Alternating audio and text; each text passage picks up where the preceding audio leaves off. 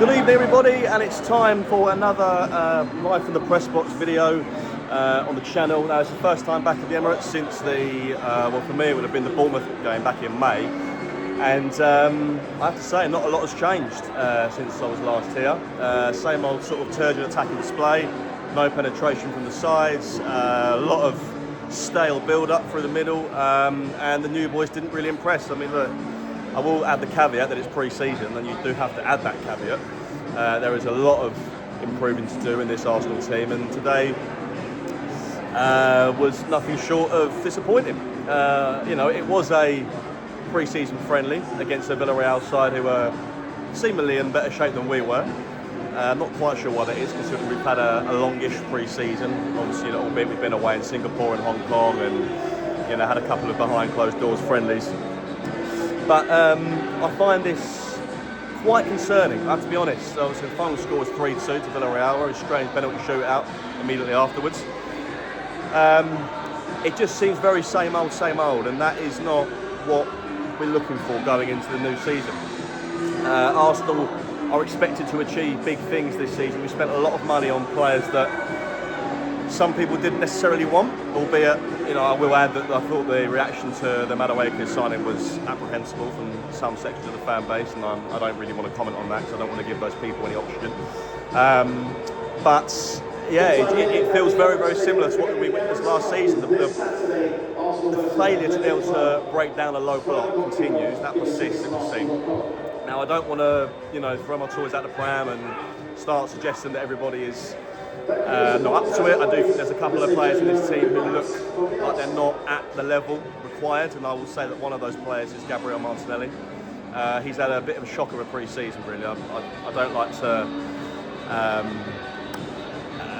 use any player as the lightning rod for criticism, but I do think he is the one guy, particularly in that forward line, who doesn't look like he's able to rediscover the form that he once showed. And we've spoken before about that season that he had, that 22-23 campaign where he got 15 league goals. I think were they all non-penalty? I think that was the other goal, wasn't it, actually? But he's not recovered that or rediscovered that form since. And we are earing into a situation with him now that we either get better we either get better with him in the team or we look elsewhere. I'm not sure that will happen this summer. We've already spent big money on Madueke. There was been a massive investment into Gyökeres, Zubimendi, of course, as well, albeit a different part of the pitch. But for me, it's really concerning today that we still don't have that. Well, we don't have a central threat as of yet. I'm hoping that Gyökeres will be that player. Whether Emirates is the answer to breaking down these low blocks, I'm not sure. For me, it seems that for me, it doesn't seem that way, to be honest. I don't think we lack. I think we've got the technical players to do those jobs. Obviously, we'll talk about Max Downwell in a second, but we still have Nwaneri, who was really good in that first half, I thought. Obviously, again, I'll caveat it's pre-season. They're still building up to the fitness levels and the performance levels that we will expect come Old Trafford week on Sunday. But just to go through the goals very quickly as well, obviously, I have to be honest, I completely forgotten that Nicola Pepe played for Villarreal. He came back to haunt us and scored the opener. So slightly dodgy defending from Luis Skelly, I thought, on the initial build-up phase, and David Raya was beaten because I think it was Pepe who hit the post on the initial attempt. And that was, the ball came back. I think it was Parejo put the ball back in. Might be somebody else. I'm sure someone will correct me on that. But and he somehow got behind Kivio and Saliba and just poked it over Raya into the roof from there. I'm not sure how that quite happened, but I think, I will keep applying the caveat. It is pre-season, but there are some concerns that we're not looking like we've improved or developed, particularly in that forward line. I think we're fine defensively, albeit I just mentioned that goal that we considered wasn't particularly convincing, but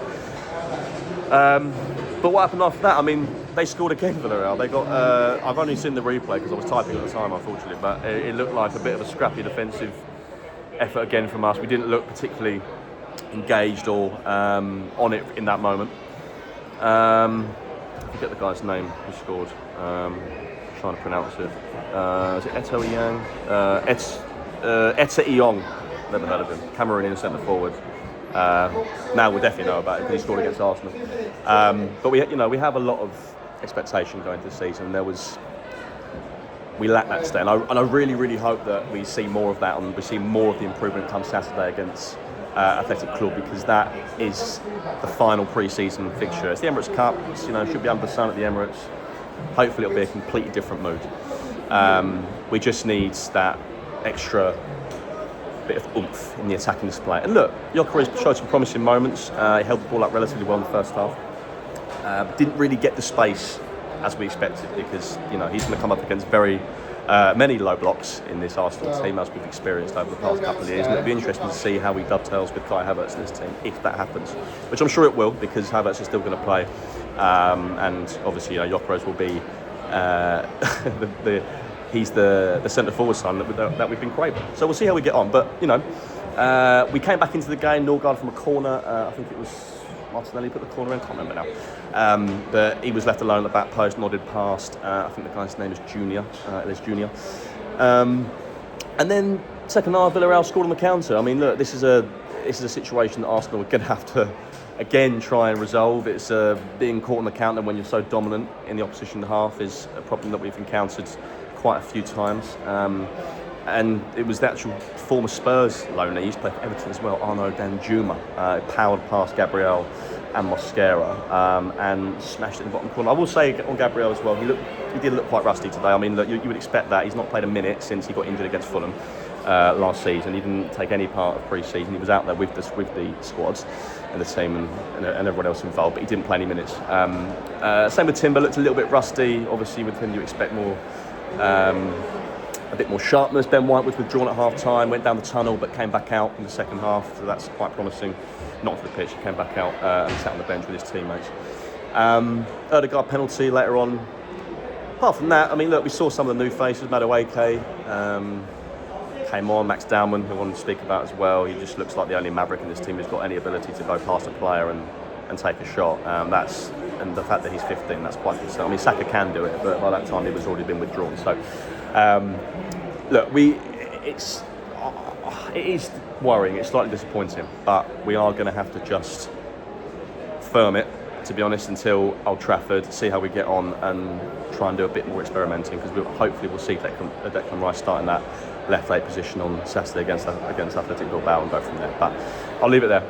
But slightly worrying times, but again, the caveat is pre-season. But I'll speak to you after the game on Saturday. Cheers.